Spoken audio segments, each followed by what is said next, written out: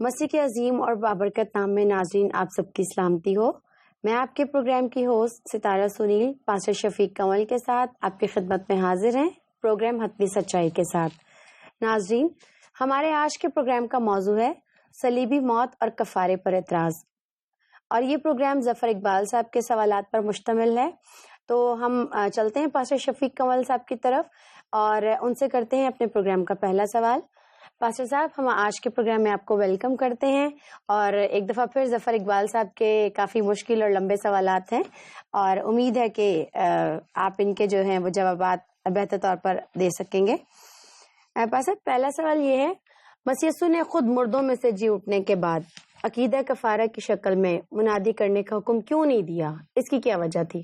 ظفر اقبال صاحب کا سوال ہے جی کہ مسیح یسوع نے مردوں میں سے جی اٹھنے کے بعد خود تو نظریہ کفارہ کا کوئی اشارہ نہیں دیا. بات کرتے ہیں اس پہ. جی دیکھیں، مسیح یسوع کی زمینی خدمت کے دوران مسیح یسوع نے کئی دفعہ کفارے کا ذکر کیا، وہ بلکہ برملا کیا، اور اولڈ ٹیسٹامنٹ بھرا پڑا ہے صحائف انبیاء کے اندر، ایون زبور کے اندر. تو جگہ جگہ ہمیں کفارے کا نظریہ اور مسیح یسوع کی صلیبی موت کا اشارہ ملتا ہے. 22 زبور کے اندر تقریباً صرف ایک زبور کے اندر 16 پیش گوئیاں ہیں، اور یسایہ 53 باب بھی اسی طرح اسی کے پر بلکہ میں کہوں کہ 300 پروفیسیز اولڈ ٹیسٹامنٹ کے اندر ہیں جو مسیح یسوع کے کفارے پر، صلیبی موت پر منطبق ہوتی ہے. اب آپ کا سوال اسپیسیفکلی یہ ہے کہ جی اٹھنے کے بعد مسیح یسوع نے نہیں منادی کی، کفارے کی بات نہیں کی. آپ جب تک بائبل کو مکمل طور پر نہیں پڑھتے تو آپ کو کہانی سمجھ نہیں آتی. مسیح یسوع نے جو 7 صلیبی کلمات پڑھے ہیں وہ بھی مسیحی مشن کا حصہ ہیں، اور مسیح یسوع نے ایک ایک دو باتیں کی تو دریا کو کوزے میں بند کر دیا، اور جو کلام کو سمجھنے والے لوگ ان کو سمجھ آتی ہے کہ وہ کفارے کی طرف اشارہ کر رہے تھے. یہ درست بیان نہیں ہے، ان کا اعتراض درست نہیں ہے کہ مسیح یسوع نے جی اٹھنے کے بعد یہ ذکر نہیں کیا. مرکز 16 باب کی 15ویں آیت میں مسیح یسوع نے شاگردوں کو یہ کہا کہ ساری خلق کے سامنے جا کر انجیل کی منادی کرو. منادی کیا ہے؟ انجیل کی منادی کیا ہے؟ پہلا کرنتھیوں 15ویں باب کی 3-4 میں پولس رسول یہ فرماتے ہیں کہ جو خوشخبری مجھ تک پہنچی میں نے سب سے پہلے تم تک پہنچا دی کہ مسیح کتاب مقدس کے مطابق ہمارے گناہوں کی خاطر مر گیا، دفن ہوا، اور کتاب مقدس ہی کے مطابق تیسرے دن مردوں میں سے جی اٹھا. اس کو ہم کہتے ہیں کنسائز گاسپل. یہ ایک زپ فائل ہے، اس کو کھولیں تو آپ کو کفارے کا پورا نظریہ، گناہوں کی معافی، نجات، ایمان، سب کچھ اس کے اندر ملے گا. تو یہ کہہ دینا کہ مسیح نے کہا نہیں، جو انجیل کی منادی ہے، جو کلام کو سمجھتے ہیں، جنہوں نے مسیح یسوع کی ساری باتیں سنی، جنہوں نے اولڈ ٹیسٹامنٹ کی پیش گوئیاں پڑھی، ان کو پتا ہے کہ مسیح کیا کہہ رہے ہیں. تو مسیح یہ بات کر رہے تھے. اور متی 26ویں باب کی 28ویں آیت میں مسیح یسوع اپنی زمینی خدمت کے دوران کہتے ہیں کہ کیونکہ یہ میرا وہ عہد کا خون ہے جو بہتیروں کے لیے گناہوں کی معافی کے واسطے بہایا جاتا ہے. یہ انہوں نے زمینی خدمت کے دوران بھی یہ بات کہہ دی تھی. اور جو کہا کہ ساری خلق کے سامنے جا کے انجیل کی منادی کرو، اس کے اندر بھی وہ یہی بات کر رہے تھے. تو آپ نے کنسسٹنسی کے ساتھ ساری باتیں پڑھنا ہے، پھر آپ کو بات سمجھ آئے گی. وہ بیچ بیچ میں سے لے لیتے نا ظفر اقبال صاحب، کہانی سمجھ نہیں آتی. ٹھیک ہے. اچھا بس اب یہاں پر وہ ایک یوحنا 20 باب اور اس کی 23 آیت جو ہے وہ کوٹ کرتے ہیں، اور اسی سے ان کا سوال جو ہے وہ ریلیٹڈ ہے. وہ کہتے ہیں کہ یسوع نے پھر ان سے کہا تمہاری سلامتی ہو، جس طرح باپ نے مجھے بھیجا ہے اسی طرح میں بھی تمہیں بھیجتا ہوں. اور یہ کہہ کر ان پر پھونکا اور ان سے کہا روح القدس لو، جن کے گناہ تم بخشو ان کے بخشے گئے، اور جن کے گناہ تم قائم رکھو ان کے قائم رکھے گئے. یہاں تو کفارے کا صاف انکار ہے. آپ اس بارے میں کیا کہتے ہیں؟ کہیں پہ بھی کفارے کا انکار نہیں ہے. بائبل مقدس تو کفارے کے نظریے کے گرد ہی گھومتی ہے. بلکہ میں آپ کو ایک بات بتاؤں کہ اسلام میں اور مسیحیت میں جو بیسک فرق ہے وہ کفارے کی وجہ سے. کفارے کی جو روٹ ہے وہ لفظ ہے 3 حرفی لفظ ہے، ایک کافے، کافار. عبرانی میں بھی کافار اور عربی کے اندر بھی کافار. تو سیم لفظ ہے، اس کا مطلب ڈھانپنا بھی ہوتا ہے. اب بائبل نے جو کفار سے لفظ بنایا وہ ہے کفارہ. ٹھیک. سینکڑوں کی تعداد میں بائبل میں آپ کو کفارے کے الفاظ مل جائیں گے. اسلام نے جو کفار سے لفظ اخذ کیا وہ کفر اور کافر. تو بیسک فرق ہی ہماری تھیالوجی کا یہ ہے، اس لیے ان کو کفارہ نظر ہی کہتے، ان کو تو کفر اور کافر ہی نظر آئے گا. تو اس لیے وہ کہتے ہیں جی کہ ہمیں یہاں پہ کہیں نظر نہیں آیا کفارے کا انکار. مسیح یسوع نے کہا تمہاری سلامتی ہو. یہ جی اٹھنے کے بعد شاگردوں کو یہ بات کہی تھی کہ جس طرح باپ نے مجھے بھیجا اسی طرح میں تم کو بھیجتا ہوں. اگر آپ انہی دو باتوں پر غور کر لیں تو آپ کو پتہ چلے گا کفارے کا انکار نہیں ہے. مسیحی مشن یہیں سے سٹارٹ ہوتا ہے کہ باپ نے مجھے بھیجا، مشنری بنا کے بھیجا تھا، کفارے کے لیے بھیجا تھا اور صلیبی موت کے لیے بھیجا تھا، گناہوں سے معافی دینے کے لیے بھیجا تھا. تو یہ مشن یسوع مسیح نے کمپلیٹ کیا اور کہا کہ تمام ہوا. تو باپ نے مجھے بھیجا ایز اے مشنری بھیجا تھا. پھر اسی طرح میں تمہیں بھیجتا ہوں. تو شاگردوں کو مشنری بنا کے بھیجا، پوری دنیا کے اندر بھیجا، اقوام عالم کے اندر بھیجا. اور مشنری کا جو پرپس جو مسیح یسوع نے ان کو سکھایا تھا وہ یہی تھا کہ انجیل کی منادی کرو اور کفارے پر ایمان لائے. مسیح یسوع پر جو ایمان لائے گا وہ نجات پائے گا. تو یہ کہنا کہ جی کہ کفارے کا انکار ہے، یہاں پہ کفارے کا لفظ نہیں، یہ یہاں سب کچھ ہی. اچھا، اگلی بات کہ ان کو کہا کہ جن کے گناہ تم بخشو گے ان کے بخشے جائیں گے، جن کے گناہ تم قائم رکھو گے قائم رکھے جائیں گے. اگر آپ بائبل کو کلیئرٹی کے ساتھ، کنسسٹنسی کے ساتھ آپ پڑھتے ہیں اور سارا پڑھتے ہیں، تسلسل کے ساتھ پڑھتے ہیں، ترتیب کے ساتھ پڑھتے ہیں، تو پھر یہ باتیں آپ کی آنکھوں سے اوجھل نہیں رہ سکتی. لیکن مسلمان کا چونکہ طریقہ کار یہ ہے کہ وہ کہیں کہیں سے حوالے پک کرتا ہے، کہیں سے تو لفظ ہی ایک اٹھا لیتا، پورا فقرہ بھی نہیں اٹھاتا، اس کو کہانی کیا سمجھ آئے گی. گناہ بخشنا منادی کے نتیجے میں کہ جب آپ منادی کرو گے تو جو توبہ کرے گا، مسیح پر ایمان لائے گا، تو پھر اس کے گناہ بخشے جائیں گے. اور جن کے قائم رکھنا یہ بھی منادی کے نتیجے میں ہے کہ آپ نے منادی کر دی، انہوں نے انکار کر دیا، ایمان نہیں لایا. تو مسیح یسوع نے کہا تھا اگر کوئی ایمان نہ لائے تو وہاں پر اپنے پاؤں کی گرد جھاڑ کے واپس آ جانا. تو آپ چیزوں کو سمجھتے نہیں ہیں. کفارہ یہاں پہ مائنس نہیں ہے، آپ کو سمجھ نہیں آیا. اگر آپ ساری بائبل کو اور خاص کر ایسی باتیں ان کے کانٹیکسٹ کے اندر، امیڈیٹ کانٹیکسٹ کے اندر اور براڈر کانٹیکسٹ کے اندر جب تک ان چیزوں کو نہیں دیکھتے آپ کو چیزیں نہیں سمجھ آئے گی. ٹھیک ہے. اچھا جی پاس صاحب، یہ جو میں اگلا سوال پوچھنے والی ہوں اوپر والے سوال سے لنک کرتا ہے. اور انہوں نے کہا کہ شاگردوں کو گناہ معاف کرنے کا اختیار بلا شرط ہے، اس سے عقیدہ کفارہ کی جڑ صفائی سے کٹ جاتی ہے. آپ اس پہ تھوڑا سا روشنی ڈالیے. جو پہلے سوال جہاں سے آپ نے بات اٹھائی تھی، جو پہلے سوالات پوچھے، یہ وہی تسلسل کے ساتھ وہی سوال آ رہے ہیں کہ عقیدہ کفارہ غلط ہے، جو وہ ثابت کرنا چاہ رہے ہیں. عقیدہ کفارہ کی جڑ صفائی سے کٹے یا ویسے کٹے یا کاٹنے کی کوشش، ایسا ممکن ہی نہیں ہے. دیکھیں میں آپ کو بتاؤں کہ وہ بائبل کی تعلیمات پڑھ کے تو کہتے ہیں کہ جیسے شاگردوں کو گناہ معاف کرنے کا اختیار تھا تو اس میں کفارے کی شرط ہی نہیں ہے شرط. آپ سمجھتے نہیں ہیں. میں آپ کو بتاؤں کہ چلے آپ بائبل پہ اعتراض کرتے ہیں، آپ نے اپنا مواد دیکھا، آپ نے حدیث کو نہیں دیکھا.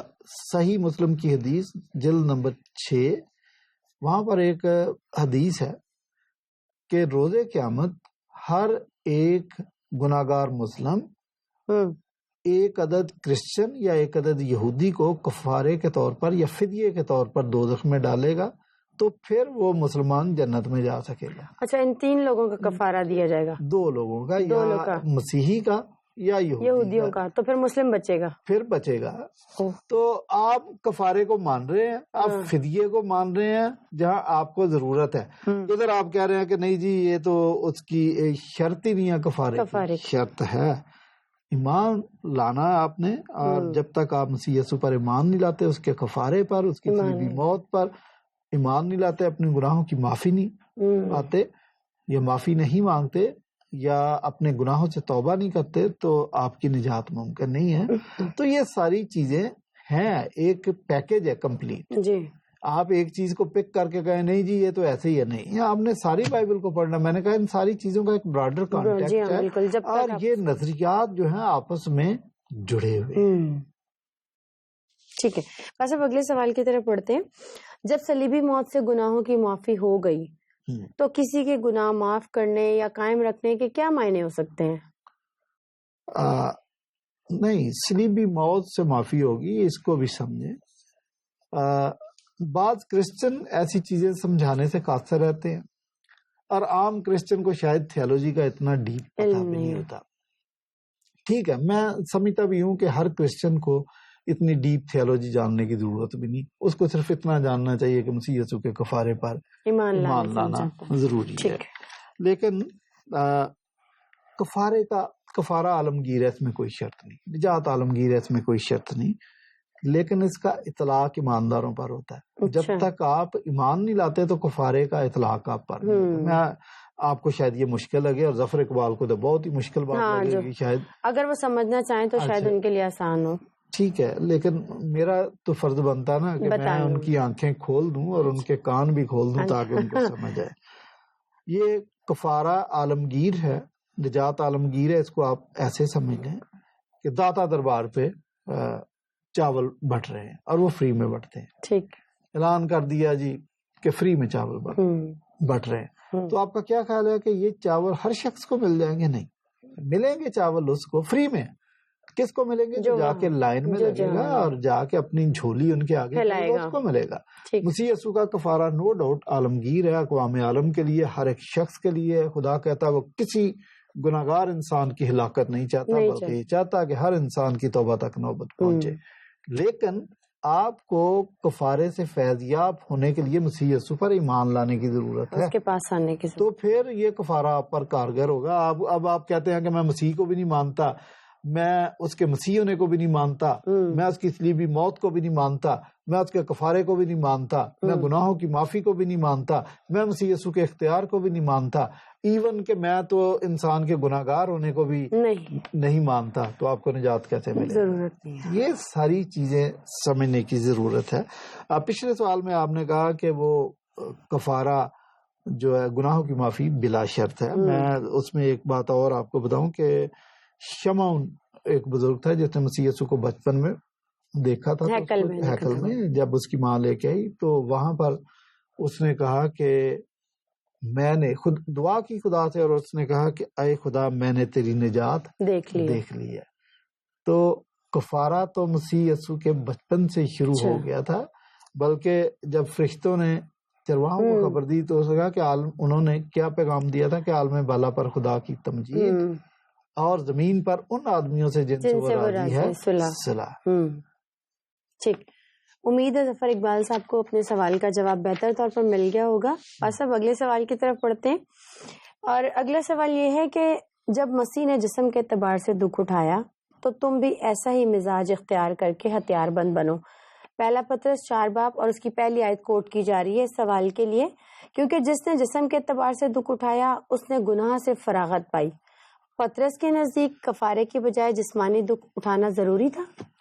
اس پر روشنی تھوڑا پہلے تو آپ حوالہ پڑھیں۔ آپ دیکھیں کوئی بھی شخص کوئی ایک آیت کہیں سے اٹھا کے پڑھ دیتا ہے نا تو پھر اپنے مطلب نکال لیتا ہے۔ آپ نے جو حوالہ پڑھا وہ پہلا پطرس 4 باب 4 باب کی پہلی آیت جی، تو ساتھ دوسری بھی پڑھ لیں تاکہ کلیئر ہو جائے، اور تیسری بھی پڑھ لیں اور کلیئر ہو جائے۔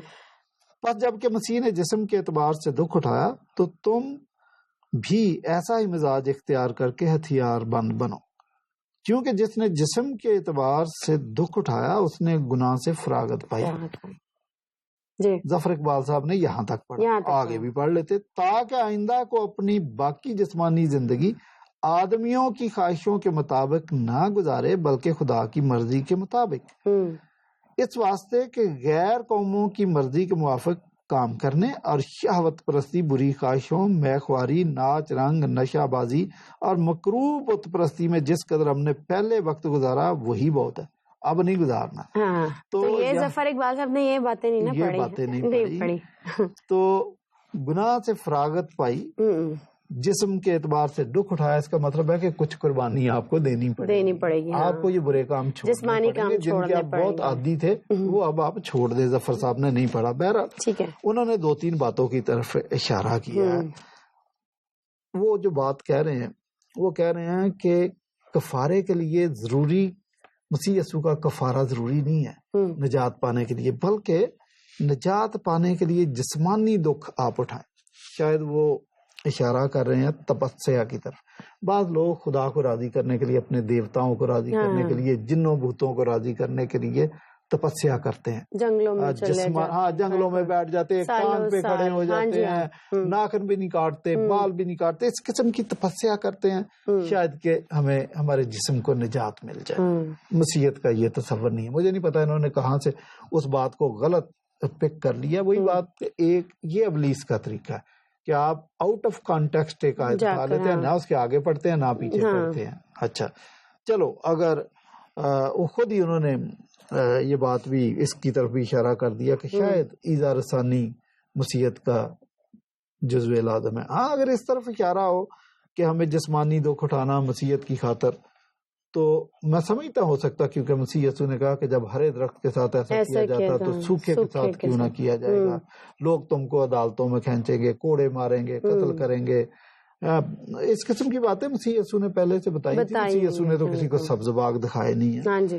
تو میں مانتا ہوں کہ مسیحیت میں ایذا رسانی بھی ایک ہمارے سمجھے کے ایمان کا حصہ ہے. ایمان کا حصہ ہمیں مسیح کی خاطر دکھ اٹھانا پڑے گا. بالکل. اور اگر دکھ اٹھانا پڑے تو ہمیں اس سے پیچھے نہیں ہٹنا چاہیے، کیونکہ بائبل کہتی ہے کہ جان دینے تک وفادار رہ تو تجھے زندگی کا تاج ملے گا. پاسا ویسے بھی اگر مسیح ہسٹری اٹھا کے دیکھی جائے تو بے شمار ایسے لوگ ہیں جو مسیحیت کی خاطر کٹ مر گئے، شہادت قبول. 4.5 کروڑ مسیحی شہید ہو چکے ہیں. 4.5 کروڑ اٹھایا. اور ہم جو پاکستان میں رہتے ہیں، ہمارے لیے تو یہ روزمرہ کا معمول ہے کہ اپنے مسیحی ایمان کی خاطر ہم دکھ اٹھاتے ہیں. کئی باتوں کے اندر ہم دکھ اٹھاتے ہیں، کئی دفعہ ذلت، لعن طعن برداشت کرنا پڑتا ہے. تو اس سے میں انکاری نہیں ہوں، اور میں یہ بھی سمجھتا ہوں کہ اگر ہم دکھ اٹھاتے ہیں تو ہمارا ایمان ٹیسٹ ہو جاتا ہے. بالکل. ہاں. اور جب ایمان ٹیسٹ ہو جاتا ہے تو اگر تو ہمارا ایمان مضبوط ہے تو اس کا بھی پتہ چل جاتا ہے، اور اگر ہمارا ایمان کمزور ہے اس کا بھی پتہ چل جاتا ہے. تو مسیحیت کی خاطر، اس مسیحی ایمان کی خاطر اگر دکھ اٹھانا پڑتا ہے تو ہمیں اس سے انکار بھی نہیں. ٹھیک. چلیے بس اب اگلے سوال کی طرف پڑھتے ہیں. اب تک کی جتنی بحث ہم نے کی ہے، جو سوالات میں نے آپ سے کیے ہیں، اس کی روشنی میں ایسا لگتا ہے کہ شمعون پطرس جو وہ عقیدہ کفارہ سے ناواقف تھے. انہوں نے شاید جو اوپر والے حوالے سے پڑھا، وہ بھی میں نے بتایا کہ آؤٹ آف کانٹیکسٹ پڑھا تھا، تو اسی سے انہوں نے اندازہ لگا لیا کہ جی پطرس کو تو پتہ ہی نہیں تھا، کفارہ کا پتہ ہی نہیں تھا. دیکھیں، پطرس جب مسیح یسوع کے شاگردیت میں تھا، شاگردوں کے ساتھ تھا، تو مسیح یسوع نے 2 وارننگز پطرس کو دی ہیں. ایک تو یہ کہا کہ ابلیس نے تجھے مانگ لیا تاکہ تجھے گیہوں کی طرح پھٹکے، لیکن میں نے تیرے حق میں دعا کی ہے کہ تیرا ایمان نہ جاتا رہے. تو آپ کا کیا خیال ہے کہ مسیح نے دعا کی تو اس میں اثر نہیں ہوا؟ اس میں اثر ہوگا. دوسری بات یسوع مسیح نے کہی تھی کہ پطرس بڑا جذباتی تھا، تو وہ جو مسیح یسوع کو وقتاً فوقتاً یقین دلاتا تھا کہ استاد اور ماں کے تو دیکھ مر بھی جائیں گے، جان دینی پڑی جان دے دیں، تیرے ساتھ ہے، فکر ہی نہیں کر. مسیح یسوع نے کہا کہ زیادہ جذباتی نہ ہو، کل صبح مرغ کے بانگ دینے سے پہلے تو 3 دفعہ میرا انکار کر چکا ہوگا. تو پطرس جذباتی بھی تھا، تو واقعی اس نے 3 دفعہ انکار کر دیا. لیکن جب مسیح یسوع نے مڑ کر اس کی طرف دیکھا اور ان دونوں کی آئی کانٹیکٹ ہو گیا نا، تو اسی کے اندر ہی مسیح یسوع نے بہت ساری باتیں کہہ دی، زبان سے کچھ نہیں کہا. وہ ایک شعر ہے کہ یہ کن نظروں سے آج تو نے دیکھا کہ تیرا دیکھنا دیکھا نہ جائے. تو وہ بھی مسیح کو یہی کہتا ہوگا کہ استاد جی آپ نے کن نظروں سے، میں تو ٹوٹ ہی گیا ہوں. تو سر اس کے بعد ہی لکھا نا، پھر وہ باہر جا کے زار رویا، اس کی وہ تھا شکستہ ہو گیا. تو اب اس کی زندگی میں ایک چینج آ گیا. اس کے بعد وہ پطرس پہلے والا پطرس نہیں تھا، اور اس نے 3 ہزار کے مجمع سے خطاب کیا، کوئی خوف نہیں آیا. اور ہمیں تاریخ یہ بتاتی ہے کہ پطرس کو جب مصلوب کرنے لگے ہیں تو اس نے کہا رکو، آپ نے مسیح یسوع کو سیدھا سلیب دیا تھا، میں تو اس کا ادنا سا شاگرد ہوں. یہ روایتوں میں ملتا ہے. آپ مجھے الٹی سلیب. تو اس نے مسیح یسوع کی خاطر الٹی سلیب لے لی تھی.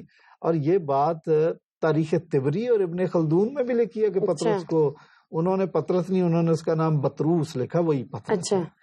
کہ الٹی سلیب لے لی. تو جو شخص مسیح یسوع کے لیے الٹی سلیب لینے کے لیے تیار تھا، اپنی ڈیمانڈ پہ اس نے الٹی سلیب لی.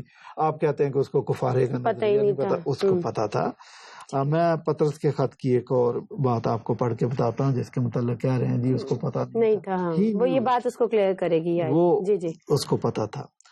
پہلا پطرس پہلے باب کی 19ویں آیت، اس میں لکھا کہ تمہاری خلاصی فانی چیزوں یعنی سونے چاندی کے ذریعے سے نہیں ہوئی، بلکہ ایک بے عیب اور بے داغ برے یعنی مسیح کے بیش قیمت خون سے ہوئی. اس شخص کے بارے میں آپ کہہ رہے ہیں کہ اس کو کفارے کے نظریے کا پتہ نہیں تھا، اس کو پتا تھا. آپ کو نہیں پتا شاید، اور آپ پتہ بھی نہیں کرنا چاہتے. ٹھیک ہے. بس اب اگلے سوال کی طرف پڑھتے ہیں. محمد سعید قاضی صاحب ہیں یہ، انہوں نے ایک سوال کیا ہے، اگر اناجیل کی روح سے بعض انسان بے گناہ ثابت ہو بھی جاتے ہیں تو کفارے کا پھر کوئی فائدہ نہ رہا کہ انجیل کی وجہ سے؟ دیکھیں یہ تو محمد سعید قاضی صاحب ڈاکٹر ہیں، یہ یونیورسٹی میں پڑھاتے ہیں. میں سمجھتا ہوں کہ انہوں نے اپنے سٹیٹس معیار کے مطابق یہ سوال نہیں کیا. جتنی گہری سوچ وہ رکھتے ہیں ان کو کوئی بہتر سوال کرنا چاہیے تھا. چلیں بہرحال اس سے بھی ان کی کنفیوژن دور ہو جائے اس کے جواب سے. اس دنیا کے اندر کوئی انسان بھی پرفیکٹ نہیں ہے، وہ گناہگار ہے. بائبل کہتی ہے کہ سب نے گناہ کیا اور وہ خدا کے جلال سے محروم ہے. تو پہلی بات تو یہ ہے کہ آپ کو صدیاں لگ جائیں گی کہ انسانوں کو بے گناہ ثابت کریں. انسان بے گناہ نہیں. بائبل کی خوبصورت بات یہی ہے کہ یہ ایک سکہ ہے جس کے دو رخ ہیں. ایک رخ یہ ہے کہ خدا کی ذات بے عیب بے گناہ ہے اور پاک ہے.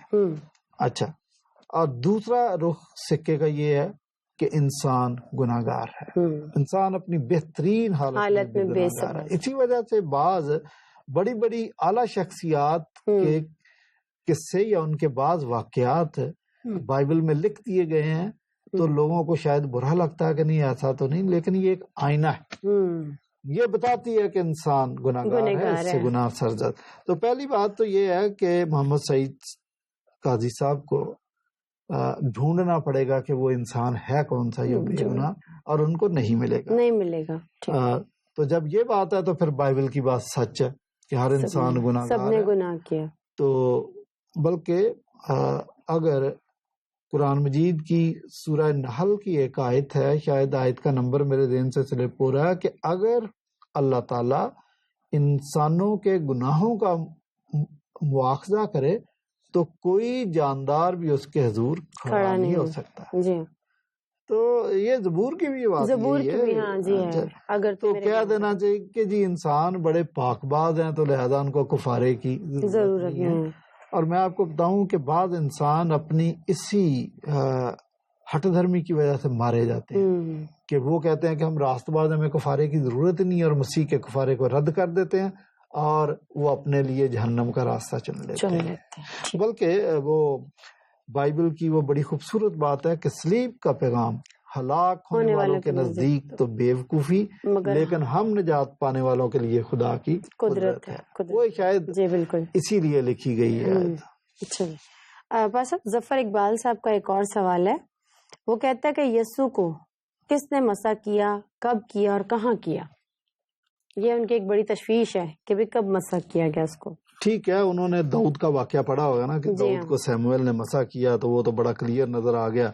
تو مسیح کے بارے میں مسیح کو کیسے مسح گیا؟ تو میں اسی لیے مسلمانوں کو یہ مشورہ دیا کرتا ہوں کہ بائبل کو پورا پڑھیں، اور ایک دفعہ نہیں سینکڑوں دفعہ میں نے یہ مشورہ. ہاں جی بالکل. کہ جب یہ پورا نہیں پڑھتے ان کو کہانیاں سمجھ میں نہیں آتی.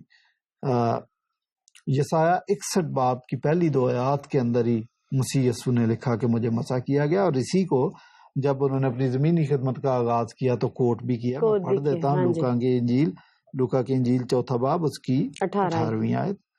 خداوند کا روح مجھ پر ہے اس لیے کہ اس نے مجھے غریبوں کو خوشخبری دینے کے لیے مسح کیا، اور اس نے مجھے بھیجا ہے کہ قیدیوں کو رہائی اور اندھوں کو بینائی پانے کی خبر سناؤں، کچلے ہوں کو آزاد کروں اور خداوند کے سال مقبول کی منادی کروں. ایک جگہ نہیں 20 جگہ لکھا ہے.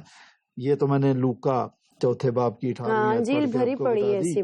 اچھا، دانیل 2 باب کی 29 سے لے کر 45 باب میں باب میں جو نبوکدنضر بادشاہ جو غیر قوم کا بادشاہ تھا اس کو رویا کے ذریعے خدا نے بتا دیا کہ مسیح یسوع کو چرچ بنانے کے لیے مسا کیا گیا. آپ جا کے پڑھیں, پورا آپ پڑھیں, آپ کو پتہ چلے گا کہ وہاں پر جو اس کو رویا دکھائی دی کہ پتھر بغیر ہاتھ لائے کاٹا گیا. اس کا مطلب یہ الہی منصوبہ تھا.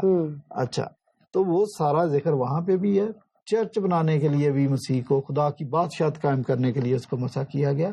اور جب مسیح یسوع نے اپنی منادی کا آغاز کیا تو انہوں نے کہا کہ خدا کی بادشاہی نزدیک آ گیا. یہ بھی کہا کہ خدا کی بادشاہی تمہارے درمیان آ گئی ہے. زبور 110 میں اپنے دانے ہاتھ بٹھا لے گا اور اختیار دینے کا بھی, اس کے لیے بھی اس کو مسا کر دیا کہ خداوند نے میرے خداوند سے کہا کہ آج تو میری دانی ہاتھ بیٹھ.